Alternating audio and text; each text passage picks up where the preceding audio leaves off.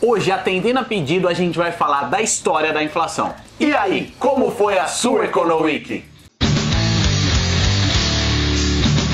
E aí galera, esse é o Economic, a tradução da economia na semana Economic. Eu, Ettore Sanches. E eu, César Esperandio. Vou mostrar pra vocês que economia é mais fácil do que dormir em aula de história, meu irmão. Não dorme não, que hoje não é aula, é vídeo e é história da inflação e nós que vamos falar, ô cacete. É verdade, antes de tudo, nós vamos dar dois recados. Primeiro, vocês já devem ter se ligado no título do vídeo que nós vamos dividir a história da inflação em três. E esse é o primeiro. O segundo é lembrar que inflação, presta atenção, é a alta generalizada e persistente dos preços. Ou seja, inflação é o quanto subiu de preço das coisas que a gente compra. Exatamente, hoje nós vamos falar da inflação desde 1942 até 1986. Mais de 40 anos de um século tenebroso, teve de tudo.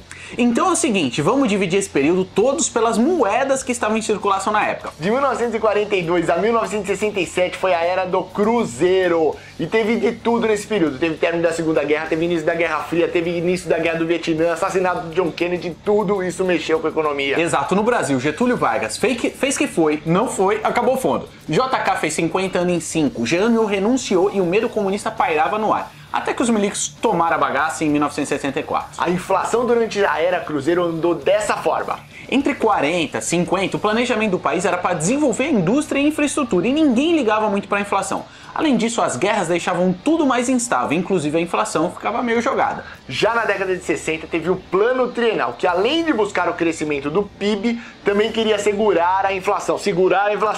Mas o Brasil passava por uma instabilidade política muito grande e existia uma prática economicamente terrível na época. Nesse período era comum pagar as contas fazendo mais moeda, tipo, preciso construir uma ponte, imprime dinheiro para pagar, mas isso gera inflação. Com mais dinheiro em circulação, mais pessoas podem comprar as coisas. Com mais pessoas podendo comprar as coisas, mais os vendedores aumentam o preço, inflação. Até que em 1964 os militares subiram ao poder e lançaram o PAEG, que também queria a mesma coisa que o Plano Trienal, crescimento e controle da inflação. Até que a inflação deu uma recuada, mas o crescimento cagou. O crescimento deu uma zoada porque a população não tinha muito poder de compra aqui dentro do país.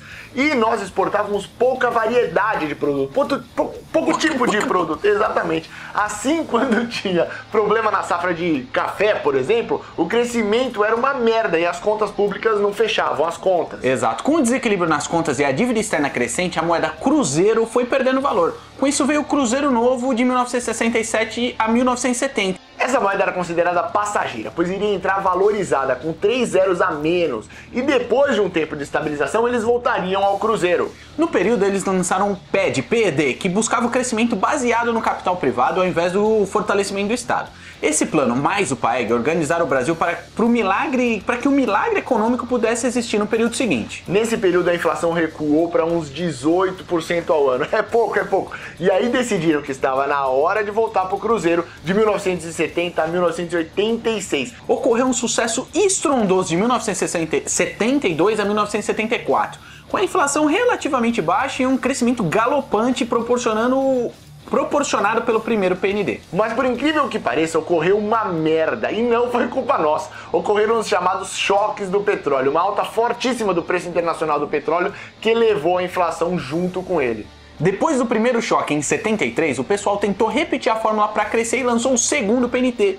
Deu merda. O plano não deu em nada, a inflação voltou a subir e veio o golpe de misericórdia, o segundo choque do petróleo em 79. E para piorar, os Estados Unidos subiram a taxa de juros e a dívida externa cresceu muito.